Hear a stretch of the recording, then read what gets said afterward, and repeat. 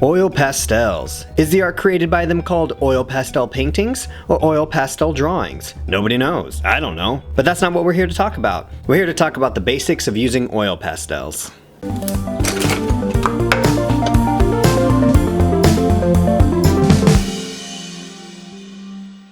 So, like I mentioned last week, Lexi is not on acid, asked me to do a tutorial on oil pastels. So that's what we're gonna do. This time I got it right. So really working with oil pastels, it's all about blending. And honestly, I'm not too big of a fan of oil pastels. I'm a much bigger fan of dry pastels just because I think the blendability of dry pastels is way superior to oil pastels. But oil pastels are still fun to use. Now, the thing you should know with pastels, you don't have to go like crazy expensive, but I will say you kind of want pastels in the medium range, and that goes for both oil and dry. Like everything I told you, the cheaper it is, the less blendable it is, and then the more expensive, usually the more blendable it is. However, for this tutorial, I went ahead and got the cheapest oil pastels I could possibly find, just so you could see, and for you and for myself, you know, how well they work. And I got these, Artist Loft, of course, from Michaels, and these were like $3 pretty much, so that's the cheapest you're probably gonna find them. I'm also gonna do two drawings, one on just regular smooth paper, and then another drawing on actual pastel paper, which has little indentations on it so it catches pigment, so you can see the difference between the two different types of paper. So pretty much the basics of oil pastel is you're going to create a drawing, then you're going to fill it with a little bit of scribble of color, and then you're going to use your finger or some other thing like this to blend those colors together. That's pretty much what you're going to do. And I mean, that's pretty much it. It's pretty simple. It's just, you know, something you practice at and you get better at blending, or you know which colors blend well together and stuff like that. But I'm still going to take you through the process of how I do it, so here we go. Alright, so I'm going to start off with the smooth paper, and I already have a pre-drawing on there. It's really light, but there is a pre-drawing on there.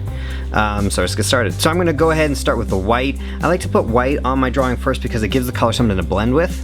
And then I'm going to go ahead and start blocking in my color. And as you can see, I'm just scribbling on there. I'm just blocking it in because I'm going to smooth it in later. So I'll go ahead and outline my entire drawing.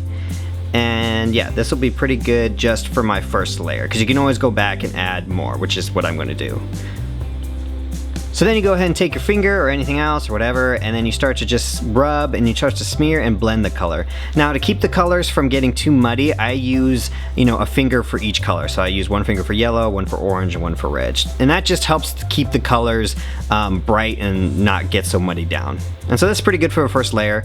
And then since we're doing on white paper, I'll go ahead and do a background. I'm not gonna go crazy with it. I'm just gonna put green, and then I'm gonna add a color just so it has something to blend with. You're really gonna wanna always add more than one color, because you can smear one color, but it always looks better when you smear two colors together. And then I'm gonna go back and I'm gonna outline some details, go ahead and keep adding another layer, and I'll go ahead and smear those in as well. Add some detail, extra detail, and you don't have to smudge or rub everything. Like some things I'll just keep lines like that, and I'll go ahead and fill out this background even more. Put some green on there, and then I'm going to add a brighter green just so, again, give it something to blend with. And I'm going to go ahead and blend them. Really try to get rid of all that white.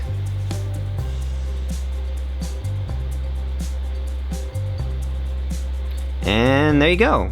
You know, you just keep going and you just keep adding more. Like I'll add some little detail or darken some colors, and you just keep going back and forth. You just keep adding more colors and blending it in or not blending it in, whatever you feel looks good or what looks good to you personally. And you can just keep going. You just keep going till you're satisfied. You know, I'll just keep adding lines, or I'll go back to the background and add some little accents, you know, darken some stuff, add some little swirls until you're satisfied, or until pretty much you're just bored, which, yeah, I'll just add a little bit here and then I'll probably be done just because I'm bored.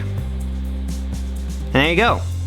That's pretty much it. Now I'm going to switch over to the pastel paper, and as you can see, I have a line drawing on this one as well. And I'm going to start the same way. I'm going to start with white, but you'll notice that there's these little tiny little like hex patterns or shapes. That's the actual pastel paper. It has a little texture to it, and that really helps grab the color. And it actually, I mean, obviously it's called pastel paper, so it's made for it, so it really helps with both oil and dry pastels.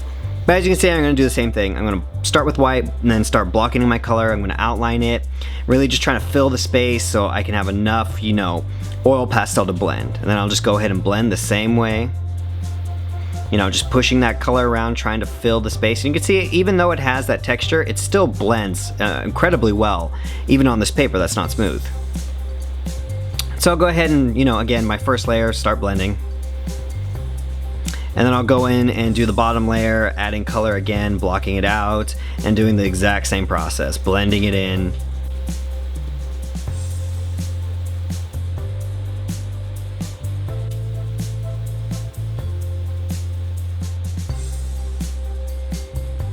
And then you go back and just start your second layer, add some color where you want to, blend where you want to, don't blend where you don't want to. That's all, up to you. And you just go ahead and add some detail, I'll blend.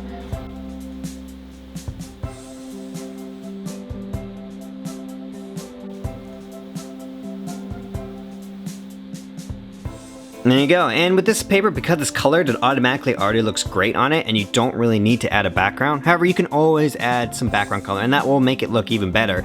But I'm not gonna do that because I'm lazy, and it looks fine just the way it is. And there you go. That's pretty much it.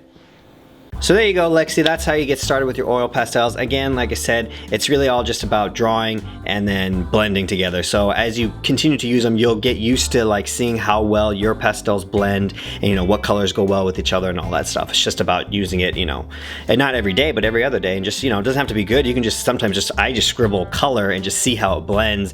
And just to do that also, it's fun just to, dick around with colors. So there you go. So thank you for watching. Please subscribe. If you have time, please check out my other channel, Beast Puffs. Got some great stuff on there. And yeah, go ahead and try oil pastels, or you can go ahead and try dry pastels because the basics are pretty much the same. You draw and then you smear. So yeah, you have both. Go ahead. That's not what I usually say. I say go create something. Use oil pastels or any pastels. The cheap ones.